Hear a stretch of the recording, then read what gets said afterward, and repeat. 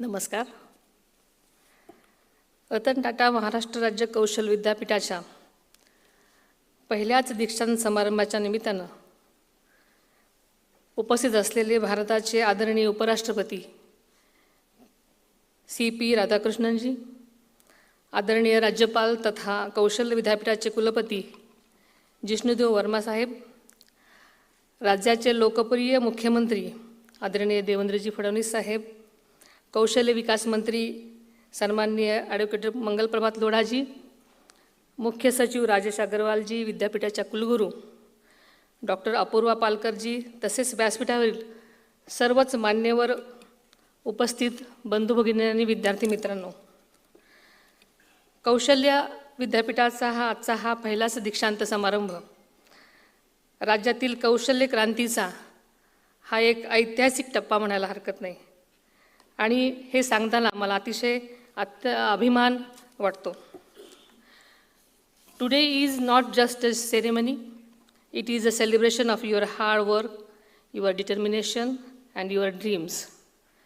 Skill development today is not just about employment, it is about self-reliance, confidence, and dignity of work. Our government is focused on strengthening skill development from the grassroots level. In this journey, the Aund ITI in Pune is emerging a strong model of transformation. It is being aligned with industry needs, empathizing practicals, hands-on training, and preparing youth for real-world technical careers. Bharat Ratna Tata यांचं नाव ज्या संस्थेशी जोडलेलं आहे तिथून पदवी घेऊन बाहेर पडणं ही तुमच्यासाठी केवळ अभिमानाचीच नव्हे तर मोठी प्रेरणादायी शिदोरी आहे असं म्हणायला हरकत नाही. आज इतक्या मोठ्या संख्येने उपस्थित असलेल्या विद्यार्थिनींना पाहून मला खरोखरच विशेष आनंद होतो आहे. जेव्हा एक स्त्री कौशल्य आत्मसात करते तेव्हा ती फक्त स्वतःला नव्हे तर आपल्या संपूर्ण कुटुंबाला स्वावलंबी आणि सबळ बनवते. स्वर्गीय रतन टाटा यांनी नेहमीच सामाजिक भान, सचोटी आणि करुणेला अग्रक्रम दिलेला आहे आणि तुम्ही सर्वजण या संस्थेतून पदवी घेऊन बाहेर पडत असताना केवळ तंत्रज्ञान शिकत नाही तर त्यांच्या मूल्यांचा वारसाही आपल्या जीवन प्रवासात सोबत घेऊन जात आहात. यश संपादन करा, पण ते मिळवताना आपली नैतिकता, प्रामाणिकपणा आणि सामाजिक बांधिलकी कधीही सोडू नका. आपल्याला माहिती आहे की महाराष्ट्र हे देशाचं ग्रोथ इंजिन आहे. हे इंजिन अधिक वेगानं आणि अधिक सामर्थ्यानं धावण्यासाठी तुमच्या कुशल, कल्पक आणि मेहनती हातांचीच गरज आहे. स्टार्टअप इंडिया असो किंवा मेक इन महाराष्ट्र, तुमच्या प्रत्येक निर्मितीला, कल्पकतेला आणि कष्टाला वाव देण्यासाठी राज्य शासन सदैव तुमच्या पाठीशी खंबीरपणे उभा आहे. यावर्षीच्या अर्थसंकल्पामध्ये कौशल्य विकासासाठी अनेक महत्त्वाच्या तरतुदी करण्यात आलेल्या आहेत.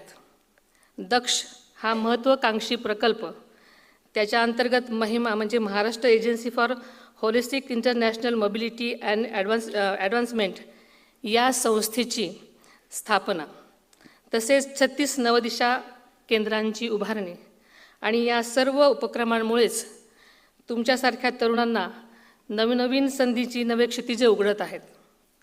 केंद्र सरकारच्या आकडेवारीनुसार महाराष्ट्र आज देशाचं स्टार्टअप कॅपिटल बनलेलं आहे.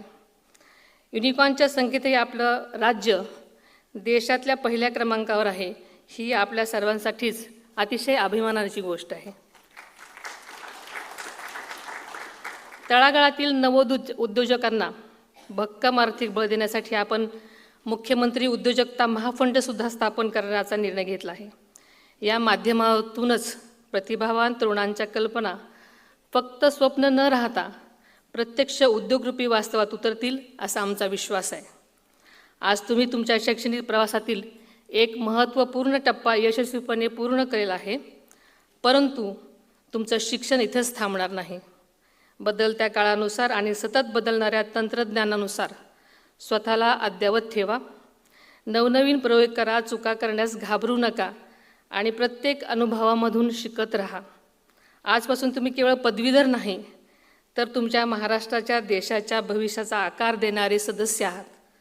तुमच्या कौशल्याने, संवेदनशीलतेने आणि चांगल्या विचारांनी समाजात सकारात्मक बदल घडण्याची ताकद तुमच्याकडं आहे याची जाणीव सदैव ठेवा.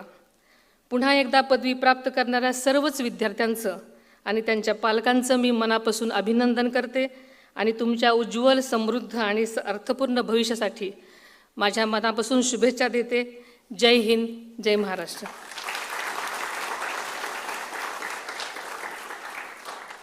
Thank you very much, Deputy Chief Minister Sunetra Pawar Madam, for sharing your perspective. And now I request Chief Minister of Maharashtra,